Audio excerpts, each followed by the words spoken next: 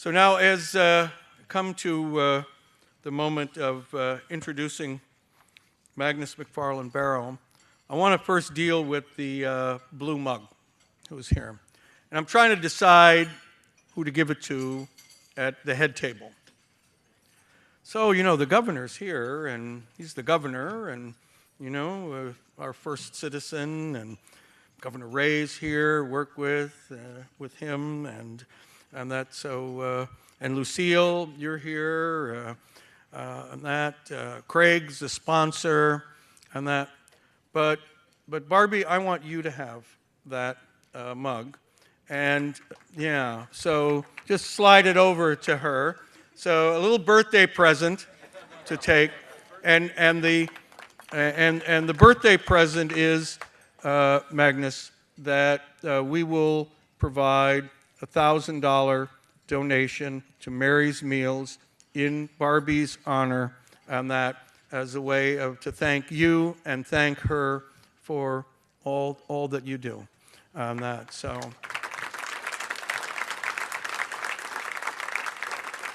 And those of you who have had any raffle or competition or bid for the mug at your table, if you win it and go home and your conscience directs you to send some money, it can go to Mary's Meals, all one word, no apostrophe, marysmealsusa.org on that. So, and even if you don't get the mug, it'd be a good thing to do.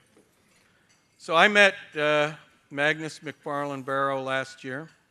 He was in Des Moines because they have a wonderful array of people who support his program, and I had a chance to show him through the Hall of Laureates and tell him about our heritage. And by the time we walked out the back door and he had told me his story of how he had become inspired with a small act in his native Scotland and began driving with donations across Europe to deliver them to hungry and deprived people, I was so moved that I said to him, "You have to come back. You have to come next year and speak at the Iowa Hunger Summit, because your story is so compelling. It is so inspiring, what in your young life, and being a dad of 7 children, right? So we've got some responsibilities at home as well, who has left his job to take this on as a personal crusade, and now reaches out and is feeding hungry people in Africa, and we're in huge numbers. There's young students in Iowa who have personally raised money to feed hundreds, and so inspired by you. So please join me in welcoming our keynote speaker, Magnus McFarlane-Barrow.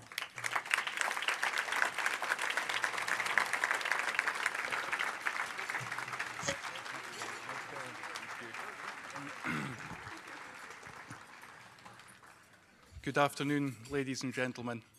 I'm just so happy to be back here in Iowa, and especially at this event.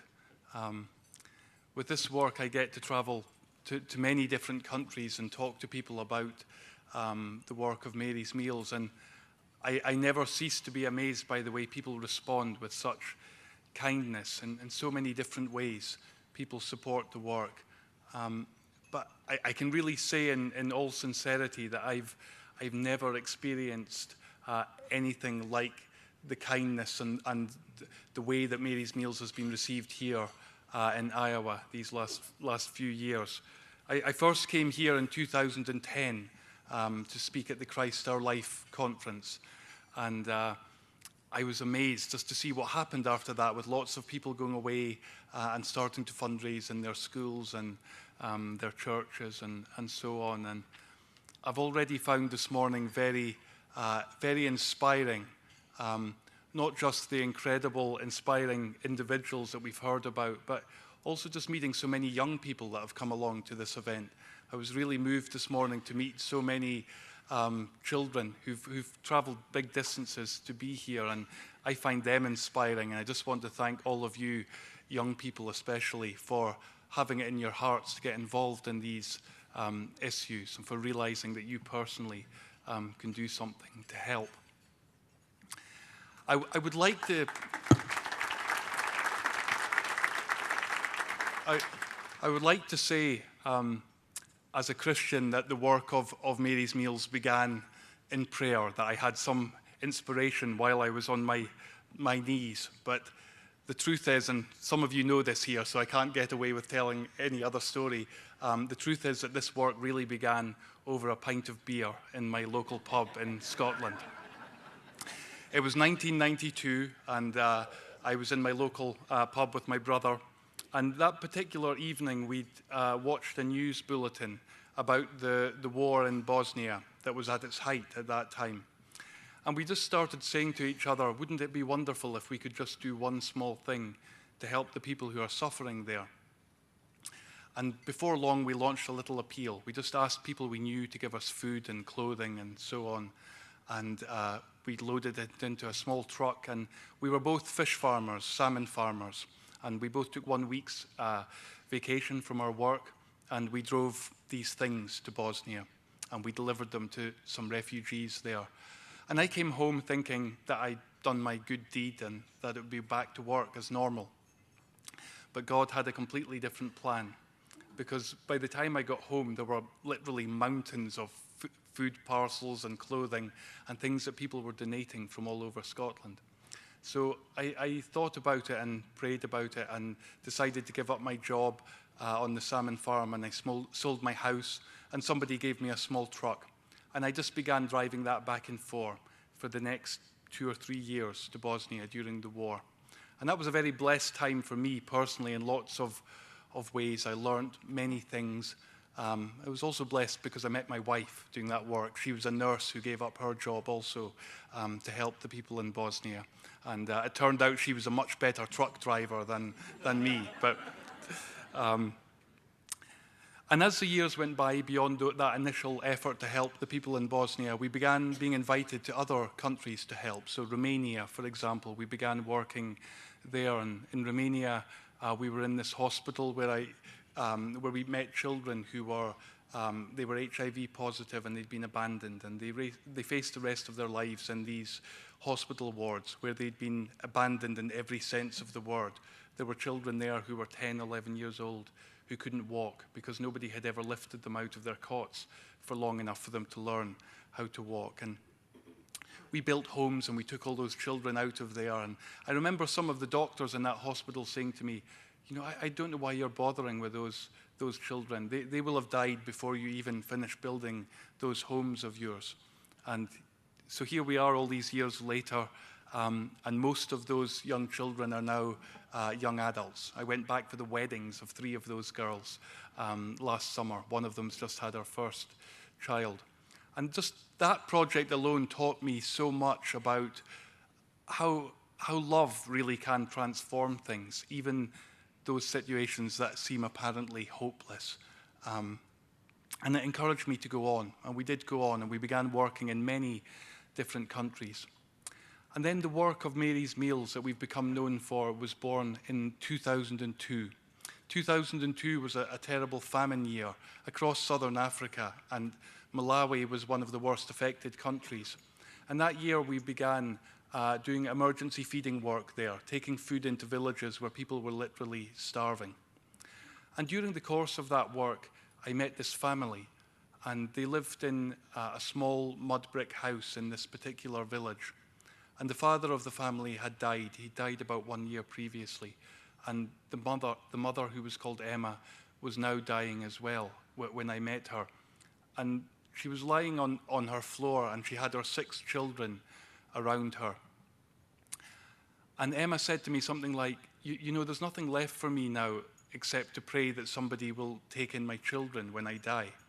And she was really panicking about that because all of the adults that she knew in that village were caring for orphan children already.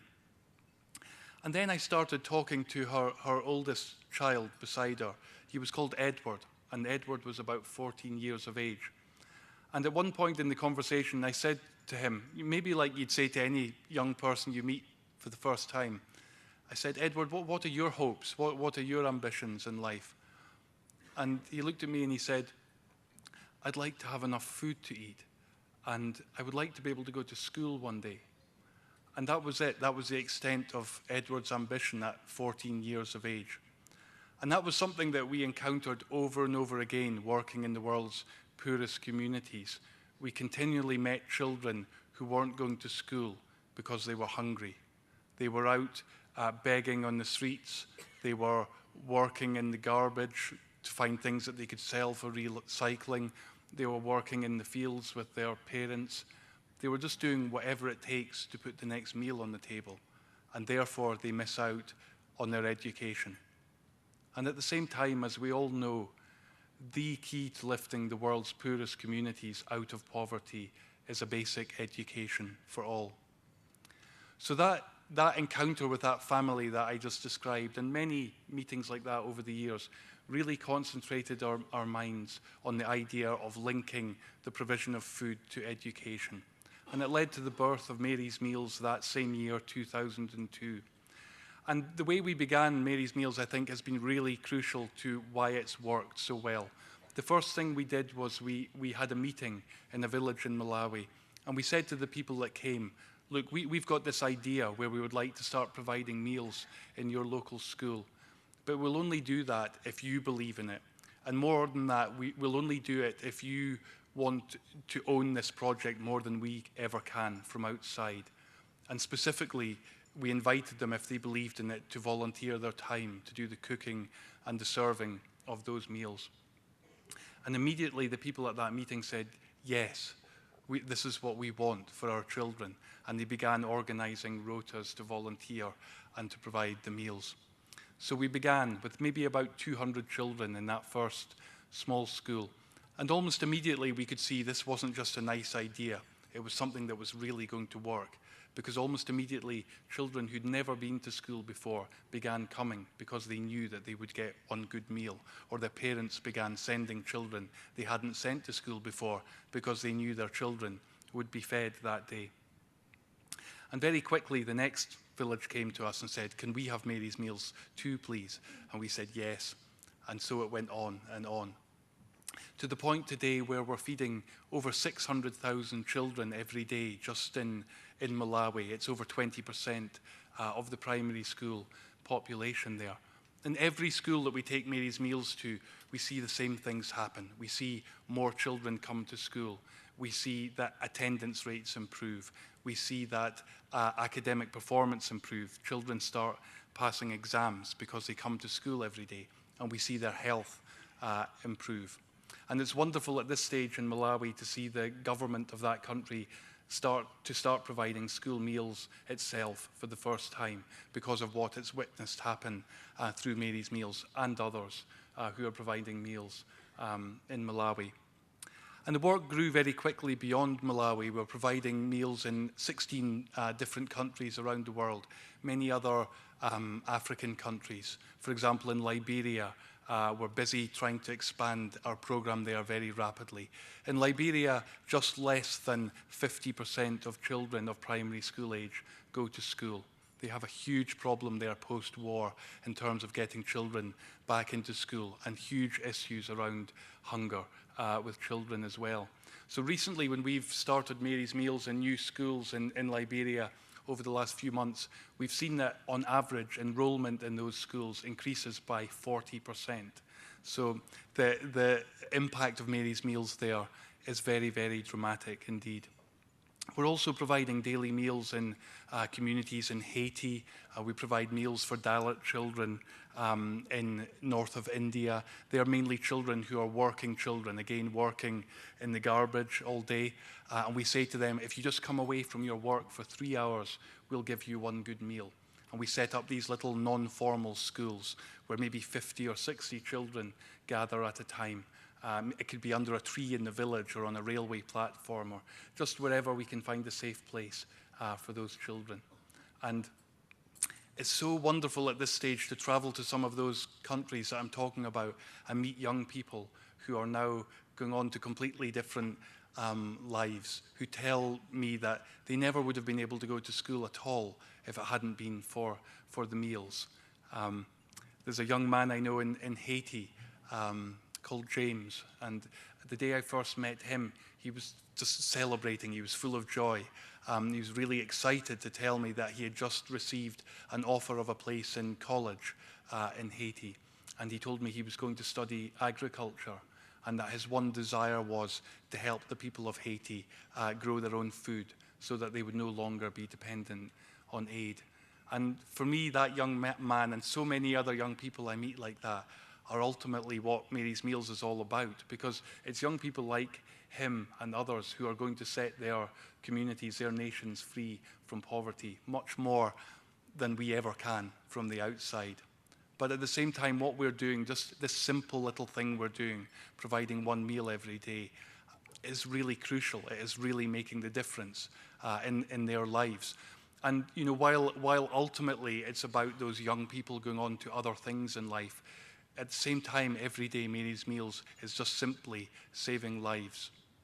A few years ago, I visited a school in Malawi, and the teachers in the school said, we would love you to meet these two brothers who come to this primary school. And the older brother was called Lazarus. No, sorry, the older brother was called Peter. He was about 12 years old. And his younger brother was called Lazarus. He was 3.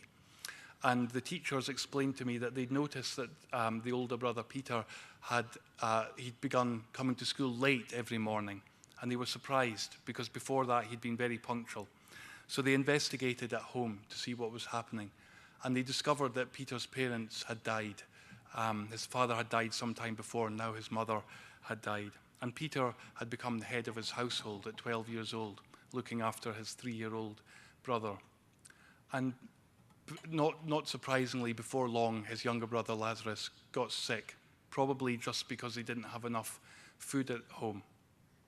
And then Peter, the elder brother, discovered that Mary's Meals, as well as providing meals in his primary school, we also run centres for preschool age children. And some distance from him, we have an under 6 centre. And when he discovered that, every morning he was carrying his little 3-year-old brother. That a distance was about 1 mile away to where our centre was. And only when he had safely deposited his younger brother there for the day, knowing he would be fed and safe there, did he make his own way to school, which is why he was being late every day. And I was so moved to meet Peter and just be reminded again that this work we're doing really is saving lives every day.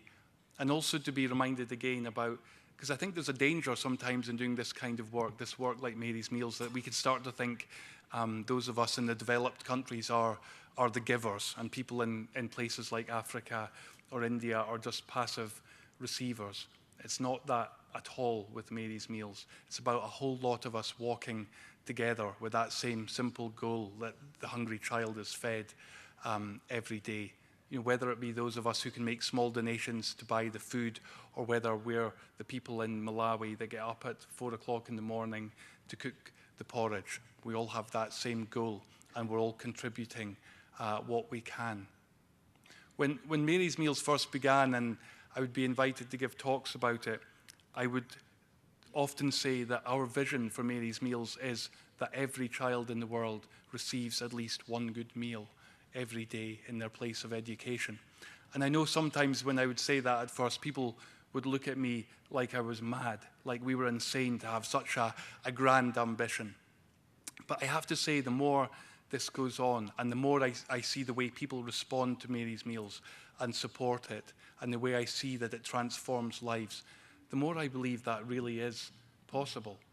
Especially when you think today, on average, it costs us $16.80 to feed a child for an entire school year. And at the same time, we know today probably around 18,000 children died of hunger. We know that around 59 million children are out of school because of hunger. We know that between 300 and 400 million children are chronically hungry in the world. And yet it costs $16.80 to feed a child. And wherever we provide those meals, we buy, whenever possible, the food locally. All those 600,000 meals we provide every day in Malawi, all the ingredients of those meals are grown in Malawi. And that's a huge part of what we're doing, supporting the local economy. So when I think about Mary's Meals, I am just personally very, very full of gratitude that I have the opportunity to be involved in this work in the way that I am. It's something that never ceases to amaze me. And especially, I have to say, probably the favorite part of the work for me is coming and meeting people like many of you who I've met this morning, many old friends here who are doing incredible things to raise awareness of Mary's Meals here in Iowa, and many new friends as well. And when I think about Mary's Meals around the world, I just think of it as a series of lots and lots of little acts of love. None of us are doing anything very dramatic who are involved in Mary's Meals.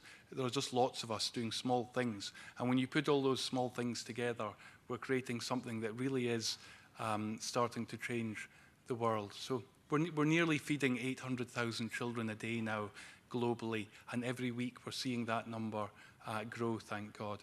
We have a project that allows particular groups like churches or schools to link with particular schools who receive the meals. And just here in Iowa, there are 21 schools that are being funded by local fundraising efforts here in this state. So, as I said at the beginning, in all sincerity, you really do have an incredible community here, and an incredible openness and desire to help people who are hungry. And I really thank you for that. And I thank you for giving me this opportunity to come here and tell you a little bit about our work. If you would like to know more about it, just have a look on our website, and you'll see there how to get a hold of a fantastic documentary that's been winning awards about the work of Mary's Meals. It's called Trial 31, so you might want to have a look at that as well. And I should just say very finally about the blue mug. I didn't know this was going to happen. I'm very, very grateful for this initiative. A few months ago, I had the great honor of being invited to meet with Pope Francis, and I gave him one of those blue mugs, and he was very happy to receive it. And I didn't ask him to enter into any bidding for it. So if you do get a blue mug, you're in good company. So thank you very much for listening to me.